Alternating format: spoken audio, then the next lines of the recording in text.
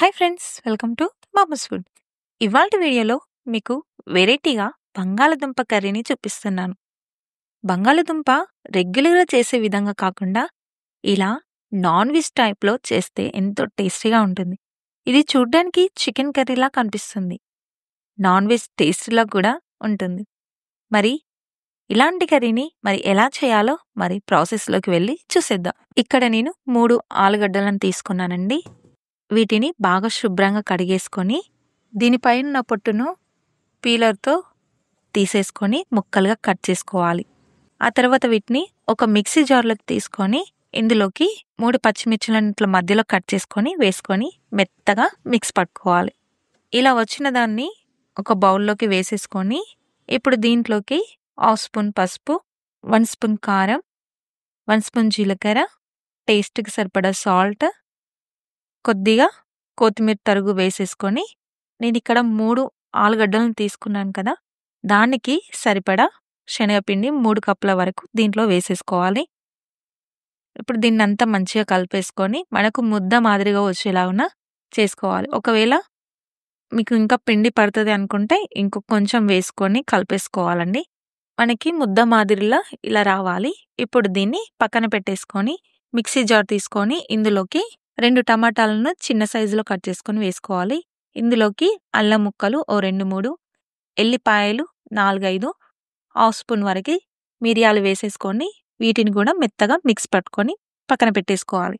ఈ టమాటా ప్యూరీని నేను ముందుగానే రెడీ చేసుకొని పెట్టుకున్నానండి. ఇప్పుడు స్టవ్ ఆన్ చేసి బౌల్ పెట్టేసుకొని 2 స్పూన్ల వరకు ఆయిల్ వేసేసుకోవాలి. ఈ ఆయిల్ హీట్ అయినాక ఇందులోకి 2 దాల్చిన చెక్క, 2 లవంగాలు, 3 బిర్యానీ ఆకులు, సన్నగా తరిగిన ఉల్లిపాయ ముక్కలు వేసేసుకొని ఇవి కొంచెం దూరగా వేగేంత వరకు మనము వేయించుకోవాలండి. ఇవి వేగిన తర్వాత ఇందులోకి 1 స్పూన్ వరకు పసుపు వేసి కలిపేసుకోవాలి. ఆ తర్వాత మనం ముందుగా పేస్ట్ చేసుకున్న టమాటా ప్యూరీని దీంట్లో వేసేసుకొని దీంట్లో మగ్గేంత వరకు ఆయిల్ అనేది పైకి తేలేంత వరకు వేయించుకోవాలి. ఇప్పుడు ఇదంతా కలిపేసుకొని ఇందులోకి 2 స్పూన్ల వరకు కారం, అలాగే కసూరి మేతి, 1 స్పూన్ ఉప్పు, 1 స్పూన్ ధనియాల పొడి వేసి మొత్తం కలిపేసుకోవాలి. ఇది ఒక 5 మినిట్స్ తర్వాత మగ్గినాక దీన్ని మరొకసారి కలిపేసుకొని ఇందులోకి 2 గ్లాసుల వరకు వాటర్ని పోసేసుకొని మరొకసారి కలిపి మంటని మీడియం ఫ్లేమ్లోనే పెట్టి దీన్ని మసిలేంత వరకు ఉంచుకోవాలి.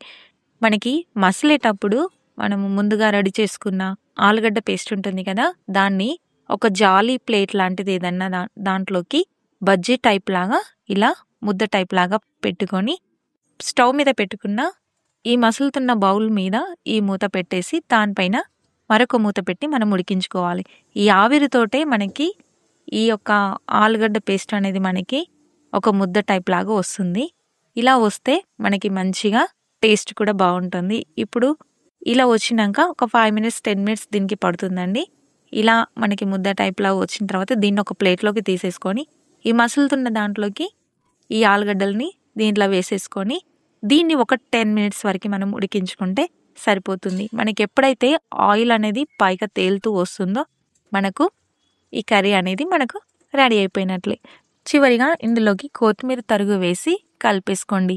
మనకి గ్రేవీతో పాటు చాలా టేస్టీగా కూడా ఉంటుంది.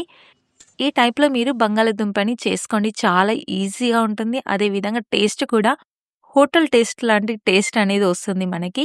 ఇలా చేసుకొని మీరు చపాతీలో కానీ పూరీలో కానీ సర్వ్ చేసుకొని తిన్నారంటే ఇంకా టేస్టీగా ఉంటుంది. చిన్నపిల్లలు కూడా చాలా ఇష్టంగా తింటారు. మీరు కూడా ఇలా ట్రై చేసి చూడండి. మీరు కూడా ట్రై చేసి ఎలా వచ్చిందో కామెంట్ రూపంలో నాకు తెలియజేయండి. నా వీడియో నచ్చినట్లయితే సబ్స్క్రైబ్ చేసుకోవడం మాత్రం మర్చిపోద్దు. Thank you for watching.